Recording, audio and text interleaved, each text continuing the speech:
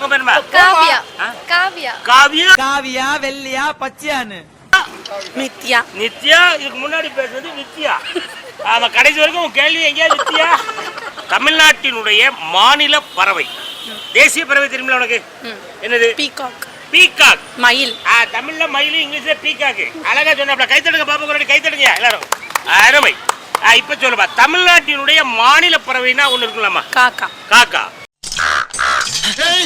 அதோட தொண்டை கட்டிருக்கு போல இருக்கு. சாதா காக்கா சொல்லுவா, அண்டங்காக்கா சொல்லுவா? அண்டங்காக்கா. அண்டங்காக்கா கொண்ட காரி ரண்டக ரண்டக ரண்டக. கைத்தட்டு. இவர் ஒரு ஆள் தட்டிட்டு இருக்க. நீங்க நல்லா தட்டுக்கற கைய. நீயே தட்டிக்கிறேமா?